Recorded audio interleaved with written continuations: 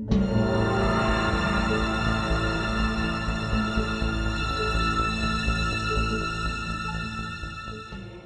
soy Amanda Maceiras, de Izquierda Latinoamericana, del MT de Aníbal Verón, de Argentina.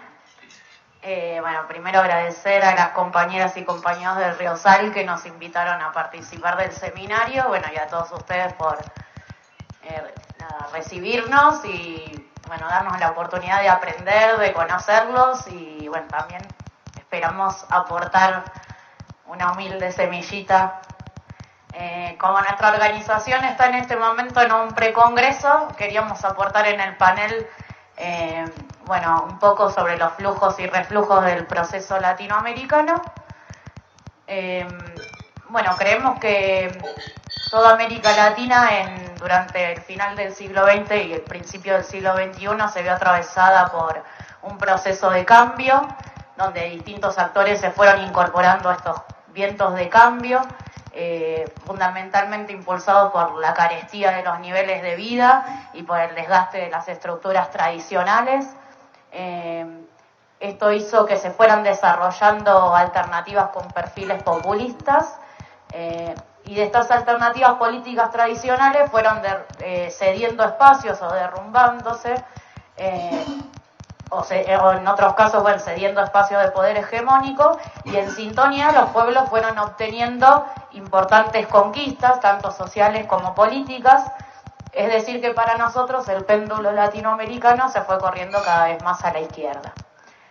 La primera experiencia que entendemos que alcanzó a coronarse superestructuralmente fue Venezuela, con Chávez a la cabeza. Creemos que no es una casualidad porque Venezuela fue uno de los países que no padeció el corte generacional de los 70 y además su oficialidad no fue formada en la Escuela de las Américas, por lo tanto pudo sostener, digamos, una fracción dentro de sus fuerzas armadas de corte nacionalista y populista. A compás de Venezuela, uno tras otro de los países del continente fueron surgiendo nuevas expresiones de corte más popular o progresistas, como Evo Morales y el MAS en Bolivia, como el Frente Amplio en Uruguay, desplazando a blancos y colorados. Luego la fractura de los colorados y liberales en Paraguay y llega al poder, el PT y Lula, e inclusive el kirchnerismo en Argentina, que a pesar de tener un origen en el Partido Justicialista, tuvo que apelar justamente a partir de haber vivido en Argentina el proceso del 2001, que lo tocó un poquito a la mañana, bueno, a la tardecita, Marina, tuvo que implementar elementos de transversalidad porque justamente el pueblo argentino pudo poner un piso del que no quería ya retroceder.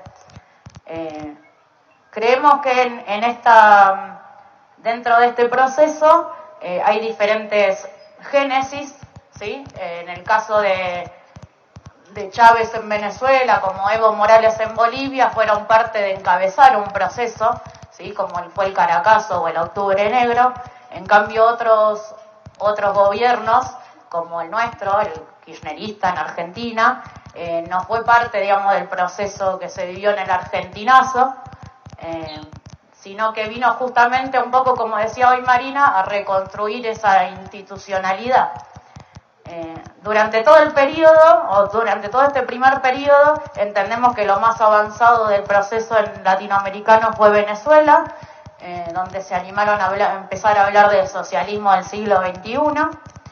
Incluso tocaron puntos claves del capitalismo imperialista y hubo reformas políticas que de manera incipiente pudieron empezar a construir un proceso político que se pretendía por fuera del capitalismo.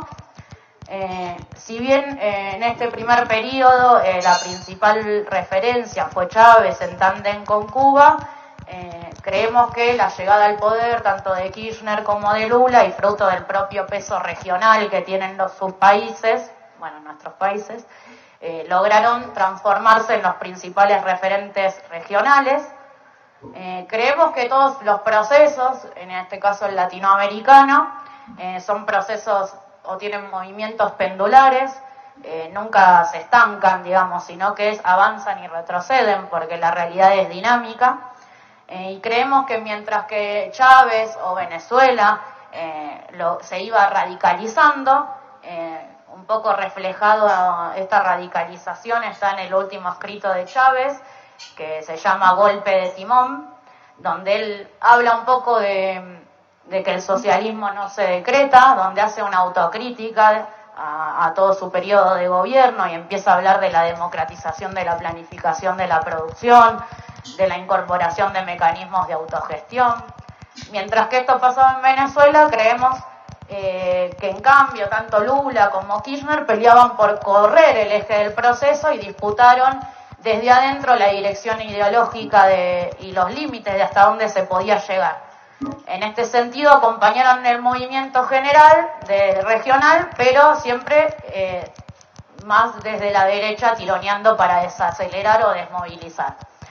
En el caso de Evo Morales entendemos que comparte su génesis en el proceso del pueblo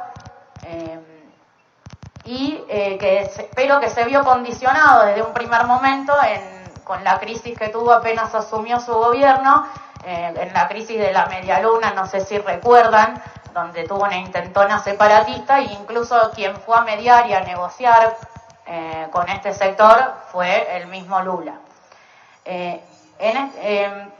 Además creemos que también todos estos gobiernos tuvieron un gran problema que tiene que ver con que se asentaron fundamentalmente en la situación económica internacional que hacía que los precios de las commodities fueran muy elevados. En el caso de Venezuela el petróleo y en el caso de Argentina fundamentalmente la producción de soja. Esto hizo que a partir de la crisis capitalista del 2008 y bueno, las tensiones comerciales entre China y Estados Unidos, que hoy lo tomaron varios compañeros, los precios de las commodities se derrumbaron, se estabilizaron en precios bajos, en un piso, y hicieron que se vaya destapando una situación de que no hay una planificación, o no había en estos gobiernos populares o progresistas una planificación estratégica, ¿sí? A partir de esto, o sea, por ejemplo, en el caso de Argentina, una cosa era un gobierno que tenía plata, porque le entraba mucha plata de las retenciones de la soja, porque era un precio muy alto, ¿sí? El que se pagaba internacionalmente, tenía plata para tomar determinadas medidas. Lo mismo que le pasaba a Venezuela. Cuando se acabó, digamos, la plata de las commodities, tuvieron mucho menos margen para implementar políticas. Creemos que a pesar, digamos, de la crisis capitalista y de las tensiones comerciales entre China y Estados Unidos, el debilitamiento del imperialismo, de todas formas, los yanquis pudieron seguir reubicándose, digamos, en el continente y tras una década de contar con aliados locales progresistas, en el último tiempo decidieron avanzar hacia referencias más claras, como por ejemplo, bueno, en el caso nuestro de Latinoamérica, en Argentina con Macri y, por ejemplo, en Brasil con Bolsonaro, ¿no? Una expresión, digamos, o la mayor expresión de la disputa que se da en el plano económico, político, cultural. A pesar de todo esto, creemos que los pueblos latinoamericanos no se rindieron, no se resignan y que quieren como revertir esta dinámica derecha y que hay un montón de expresiones o de distintas expresiones en distintas formas de resistencia, ¿no? De expresiones que son muy diversas. Incluso algunas manifestaciones pueden ser un poco confusas.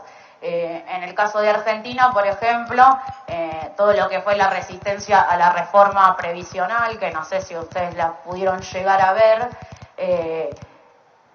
incluso, bueno, otras manifestaciones como la derrota histórica que sufrieron los colorados en Ciudad del Este, en Paraguay, después de 50 años de hegemonía, o las rebeliones universitarias en Brasil, o incluso, bueno, el triunfo de AMLO en México. Distintas manifestaciones de que nuestros pueblos tienen todavía reserva de energía para volver a avanzar, aunque todavía no hayamos encontrado un camino claro. Con respecto a Argentina, en particular, llevamos 3 años y medio de gobierno de Macri. Nosotros entendemos al macrismo como un gobierno de transición que vino a implementar un ajuste descomunal, no solo para transferir directamente recursos a los grupos más concentrados de la economía, que son extranjeros y que están obviamente relacionados con todo el imperialismo, sino también, bueno, de una forma más indirecta, fundamentalmente a través del pago de la deuda externa y el acuerdo con el Fondo Monetario Internacional. También a partir de otras medidas como el acuerdo salarial a la baja, los aumentos en todos los tipos de tarifas de los servicios de agua, luz, gas, bueno, todos los servicios han aumentado en Argentina. Además, aumentan también las cosas cotidianas que usamos todos los días, como por ejemplo cosas fundamentales como la leche, la carne. La Argentina es productora de carne, pero los argentinos no podemos comer carne. Volvimos a comer una vez por día muchos de nosotros, por lo menos en nuestros barrios pasa eso. Y todo esto se fue poniendo al servicio, digamos, de los sectores extranjeros, extractivistas y primarizantes de la economía, que fueron los más beneficiados, digamos, en el sistema fiscal. Apenas una de las primeras medidas que toma Macri cuando asume el gobierno es quitarle las retenciones al campo, por ejemplo. Y hace un añito y pico las vuelve a poner, pero a 4 pesos. O sea, tasa fija, 4 pesos, ¿no? Por cada exportación. Así que venden en dólares, pero pagan impuestos en pesos. Los únicos. El resto pagamos todas tarifas dolarizadas. Bueno, ¿qué más? Contarles un poco algunas de las cifras y números que se están manejando hoy por hoy en Argentina para que conozcan un poco más capaz la realidad cotidiana que vivimos. Sobre, por ejemplo, la fuga de capitales. El macrismo llevó alrededor de 133.000 millones en 3 años y medio de gobierno, lo que hizo licuar todo el préstamo del FMI y achicó más o menos 15.000 millones sus reservas del Banco Central.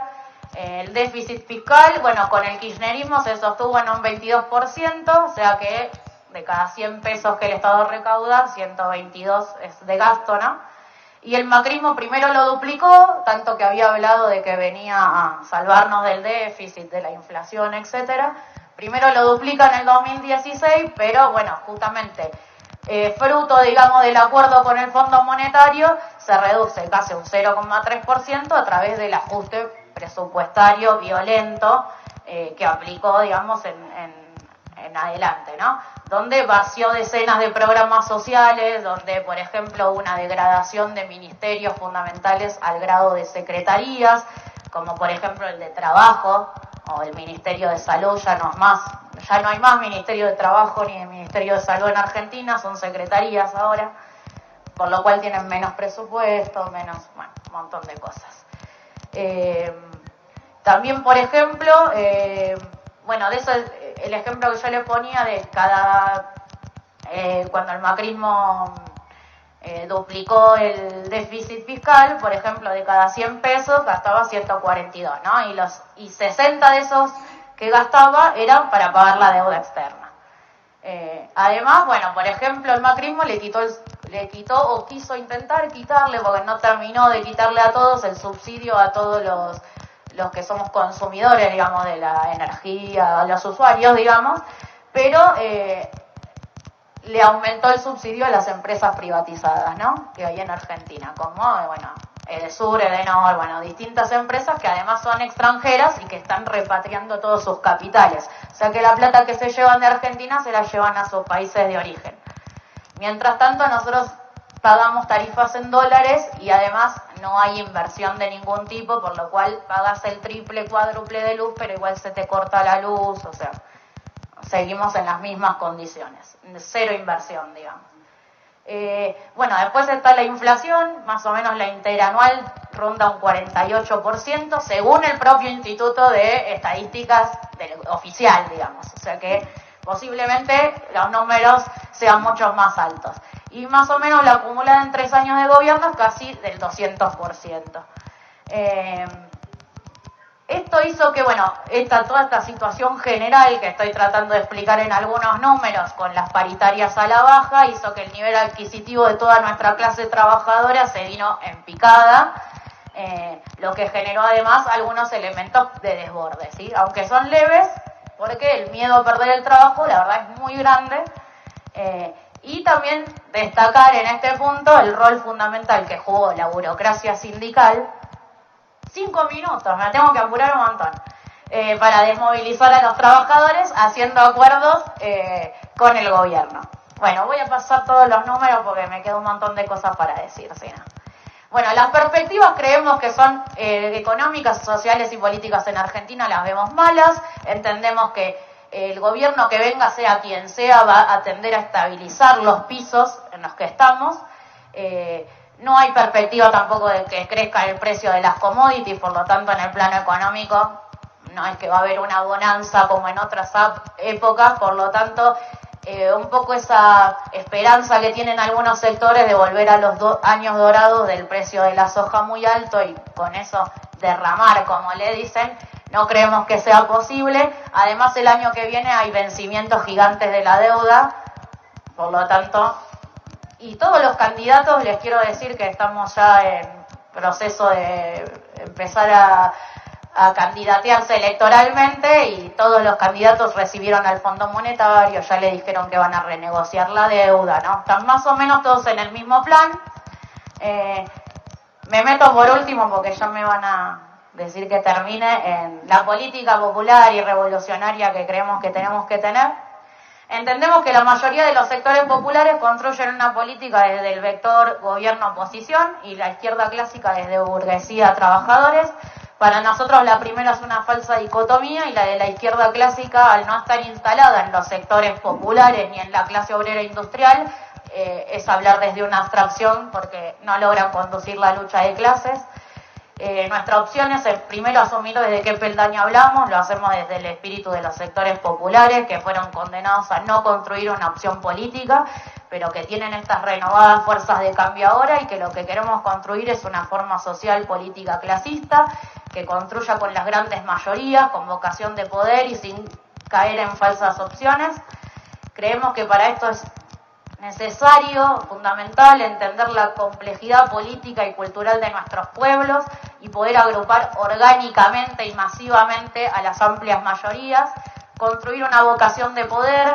También creemos que es entender que a esta tarea de la construcción de este sujeto social que es el pueblo y que tantos compañeros hablaron hoy, y la coordinación latinoamericana, creemos que hay una tarea fundamental también que es la de construir síntesis política de las tradiciones, que son riquísimas las tradiciones políticas de nuestro continente,